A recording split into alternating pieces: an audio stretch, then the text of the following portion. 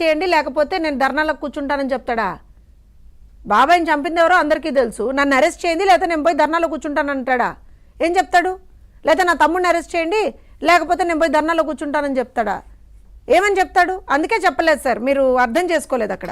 ఇంకో విషయం, ఇందాక మీరు ప్లే చేసినటువంటి వీడియో ఏదైతే ఉందో అందులోనే ఏదో 30 కోట్లని మాట్లాడాడు. నాకు తెలిసి ఎల్జీ పాలిమర్స్ విషయంలో ఎల్జీ పాలిమర్స్ ఇండస్ట్రియల్ మిస్హాప్ జరిగినప్పుడు ఏ విధమైనటువంటి ఒక భయంకరమైనటువంటి పరిస్థితి చూసామండి మనం. జనాలు చనిపోవడం, అలానే అక్కడ ఉన్నటువంటి ఎన్విరాన్మెంట్ అంతా కూడా ఇదైపోవడం చూసాం, పశువులతో సహా. అయితే ఇనీషియల్గా మనందరం మర్చిపోకూడదు విషయం, ఇనీషియల్గా జగన్మోహన్ రెడ్డి ప్రకటించింది 50 లక్షలు మాత్రమే చనిపోయినటువంటి వాళ్ళకి.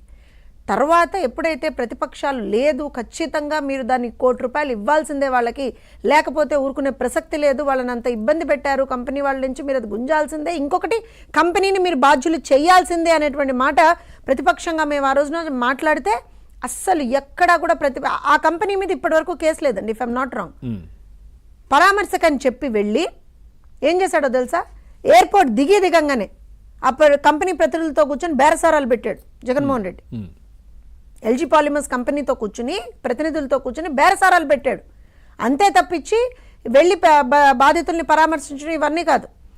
ఇంకొకటి, ఏదైతే ఇన్సిడెంట్ ప్లేస్ ఉంటుందో, ప్లేస్ ఆఫ్ ఇన్సిడెంట్ ఉంటుందో, అసలు అక్కడికి సంఘటనా స్థలం అంటావు, అక్కడికి అసలు వెళ్ళనే లేదు ఈ మహానుభావుడు.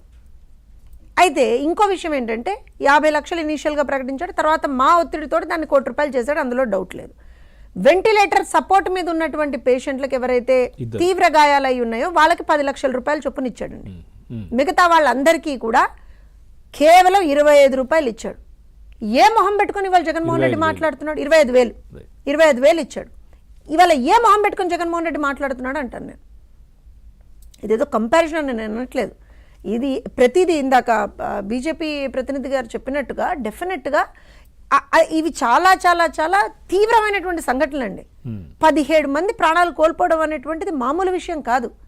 ఎవరి తప్పిదం అక్కడ ఎక్కువగా మనం చూస్తే మానవ తప్పిదం కనపడుతుంది. ఎందుకో చెప్తాను వినండి. ఈ జగన్మోహన్ రెడ్డి 2023లో ఆడిట్ రిపోర్ట్ అనేటువంటిది ఒకటి వచ్చిందండి. ఆడిట్ కూడా ఏంటి, దానికి కూడా పూర్వాపరాలు చెప్తాను. ఎప్పుడైతే ఈ ఎల్జీ పాలిమర్స్ ఘటన జరిగిన తర్వాత మేము ఒక హై లెవెల్ మానిటరింగ్ కమిటీ వేస్తున్నామని చెప్పి ఆ హై లెవెల్ మానిటరింగ్ కమిటీ సిఫార్సు ఏంటయ్యా అంటే థర్డ్ పార్టీ ఆడిట్ చేయాలన్నాడు. థర్డ్ పార్టీ ఆడిట్లు చేయాలి అన్నప్పుడు ఆ థర్డ్ పార్టీ ఆడిట్లలో భాగంగా 23 ఆడిట్ రిపోర్ట్ కూడా నా దగ్గర ఉందండి.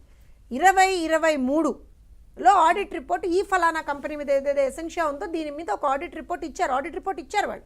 అందులో చాలా క్లియర్గా 2 పాయింట్స్ గ్లేరింగ్ అంటాను నేను వాటిని.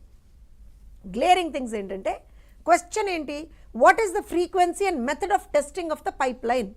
ఏదైతే పైప్ లైన్ ఉందో దాన్ని మీరు ఎన్నిసార్లు టెస్ట్ చేస్తున్నారు, అసలు మెథడాలజీ ఏంటి అనేటువంటి దాని మీద వాళ్ళు ఆడిట్లో చెక్ చేస్తే pipeline testing methodology shall be implemented yet అంటే అసలు టెస్టింగ్ మెథడాలజీయే లేదు, అక్కడ టెస్టింగ్ మెథడాలజీయే లేదండి. ఫ్రీక్వెన్సీ వదిలేయండి, అసలు మీరు టెస్టింగ్ మెథడాలజీయే లేదు. రెండోడేంటి, is there a return procedure for testing leakages in the pipe line.